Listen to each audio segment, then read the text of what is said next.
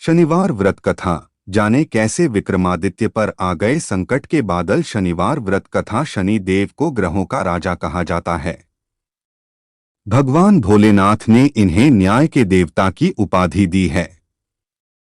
जो लोग शनिवार का व्रत करते हैं उनको पूजा के समय शनिवार व्रत कथा का श्रवण करना चाहिए। शनिवार व्रत कथा। शनि देव को ग्रहों का राजा कहा जाता है। भगवान भोलेनाथ ने इन्हें न्याय के देवता की उपाधि दी है। शनि देव को बहुत जल्दी क्रोध आता है।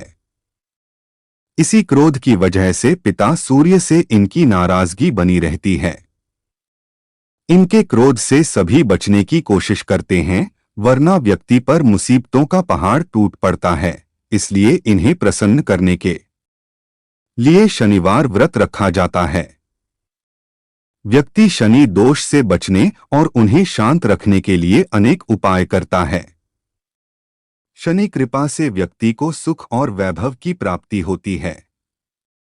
जो लोग शनिवार का व्रत करते हैं उनको पूजा के समय शनिवार व्रत कथा का श्रवण करना चाहिए।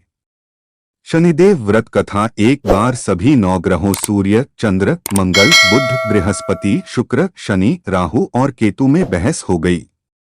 कौन सबसे बड़ा है? आपस में लड़ने के बाद सभी देवराज इंद्र के पास पहुंच गए। इंद्र असमंजस की स्थिति में निर्णय नहीं दे पाए, परंतु उन्होंने सभी ग्रहों को सुझाव दिया कि पृथ्वी पर राजा विक्रमादित्य ही इसका फैसला कर सकते हैं, क्योंकि वो बहुत ही न्यायप्रिय राजा हैं। सभी पृथ्वी पर राजा विक्रमादित्य के पास गए और अपने आने का कारण बताया। राजा उनकी समस्या को सुनकर बहुत परेशान हो गए। उनका चिंतित होना लाजिमी था, क्योंकि जिसको भी किसी से छोटा बताया तो वही गुस्सा कर जाएगा। राजा के काफी सोच विचार के बाद उन्हें एक उपाय सूझा। उन्होंने सुवर्ण, रजत, कांस्य, पीतल, सीसा, रांगा, जस्ता, अभ्रक और लौह से 9 सिंहासन का निर्माण करवाया। उन्हें उपर्युक्त क्रम में रख दिया गया। सबसे निवेदन किया गया कि क्रमानुसार सिंहासन पर आसन ग्रहण करें। शर्त रखा गया कि जो सबसे अंतिम में सिंहासन पर आसन ग्रहण करेगा वही सबसे छोटा माना जाएगा, जिसकी वजह से शनि देव सबसे बाद में आसन प्राप्त कर सके और सबसे छोटे कहलाए। क्रोध के आवेश में आकर शनिदेव ने सोचा कि राजा ने यह सब जानबूझकर किया है। कुपित होकर राजा से कहा कि राजा, तू मुझे नहीं जानता। सूर्य 1 राशि में 1 महीना, चंद्रमा 2.25 महीने 2 दिन, मंगल 1.5 महीना, बृहस्पति 13 महीने, बुध और शुक्र 1 महीने विचरण करते हैं, लेकिन मैं 2.5 से 7.5 साल तक रहता हूं। मैंने बड़े बड़े का विनाश किया है। श्री राम की 7.5 आने पर उन्हें जंगल जंगल भटकना पड़ा और रावण की आने पर लंका को बंदरों की सेना से परास्त होना पड़ा। क्रोधित शनिदेव ने राजा से कहा कि अब आपको सावधान रहने की जरूरत है। इतना कहकर शनि देव कुपित अवस्था में वहां से चले गए। समय गुजरता गया और कालचक्र का पहिया घूमते हुए राजा की 7.5 आ ही गई। तब शनि देव घोड़ों का सौदागर बनकर राजा के राज्य में गए। उनके साथ अच्छे नस्ल के बहुत सारे घोड़े थे। जब राजा को सौदागर के घोड़ों का पता चला तो अश्वपाल को अच्छे घोड़े खरीदने के लिए भेजा। अश्वपाल ने कई अच्छे घोड़े खरीदे। इसके अलावा सौदागर ने उपहार स्वरूप एक सर्वोत्तम नस्ल के घोड़े को राजा की सवारी हेतु दिया। राजा विक्रमादित्य जैसे ही उस घोड़े पर बैठे वह सरपट वन की ओर भागने लगा। जंगल के अंदर पहुंचकर वह गायब हो गया। भूखा प्यास की स्थिति में राजा जंगल में भटकते रहे।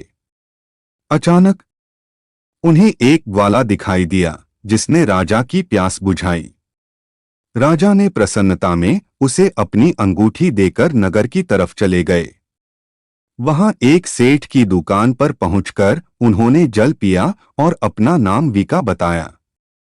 भाग्यवश उस दिन सेठ की खूब आमदनी हुई। सेठ खुश होकर उन्हें अपने साथ घर लेकर गया। सेठ के घर में खूंटी पर एक हार टंगा था, जिसको खूंटी निगल रही थी। कुछ ही देर में हार पूरी तरह से गायब हो गई। सेठ वापस आया तो हार गायब था। उसे लगा कि वीका ने ही उसे चुराया है। सेठ ने वीका को कोतवाल से पकड़वा दिया और दंड स्वरूप राजा उसे चोर समझकर हाथ पैर कटवा दिया। अंपग अवस्था में उसे नगर के बाहर फेंक दिया गया। तभी वहां से एक तेली निकल रहा था, जिसको वीका पर दया आ गई। उसने वीका को अपनी गाड़ी में बैठा लिया। वीका अपनी जीभ से बैलों को हाँकने लगा। कुछ समय पश्चात राजा की शनि दशा समाप्त हो गई।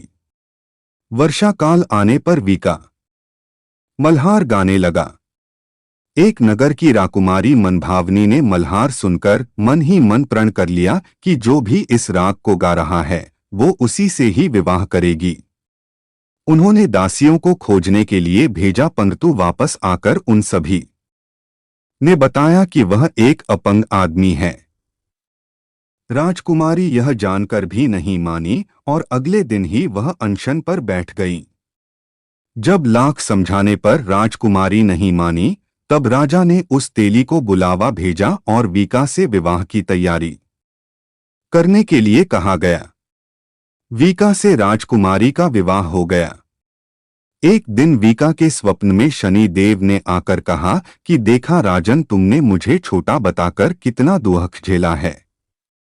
राजा ने क्षमा मांगते हुए हाथ जोड़कर कहा कि हे शनि देव, जैसा दुख मुझे दिया है किसी और को ऐसा दुख मत देना।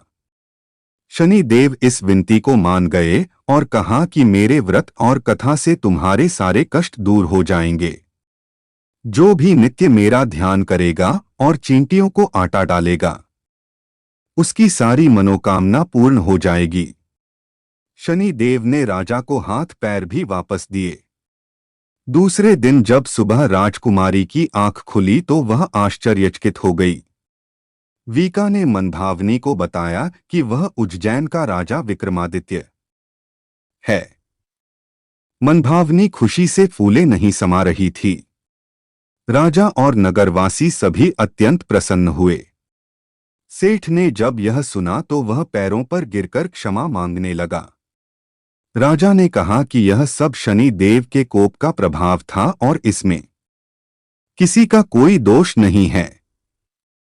सेठ ने निवेदन करते हुए कहा कि मुझे शांति तभी मिलेगी जब आप मेरे घर चलकर भोजन करेंगे। सेठ ने कई प्रकार के व्यंजनों से राजा का सत्कार किया। जब राजा भोजन कर रहे थे तभी जो खूंटी हार निगल गई थी वही अब उसे उगल रही थी। सेठ ने अनेक मोहरे देकर राजा का धन्यवाद किया और अपनी कन्या श्री कंवरी से पाणिग्रहण का निवेदन किया। राजा ने सहर्ष स्वीकार कर लिया। राजा अपनी दोनों रानियों मनभावनी और श्री कंवरी को लेकर उज्जैन नगरी लौट आए। सारे नगर में दीपमाला और खुशी मनाई। राजा ने घोषणा करते हुए कहा कि मैंने शनि देव को सबसे छोटा बताया था, लेकिन असल में वही सर्वोपरि हैं। तब से सारे राज्य में शनि देव की पूजा और कथा नियमित होने लगी। सारी प्रजा के बीच खुशी और आनंद का वातावरण बन गया। शनि देव के व्रत की कथा को जो भी सुनता या पढ़ता है उसके सारे दुख दूर हो जाते हैं। अगर यह शनि देव की कहानी आप सभी को अच्छी लगी तो मेरे वीडियो को लाइक कीजिए और मेरे चैनल को सब्सक्राइब कीजिए और वीडियो को ज़्यादा शेयर कीजिए और कमेंट बॉक्स में कमेंट लिखिए जय शनि देव।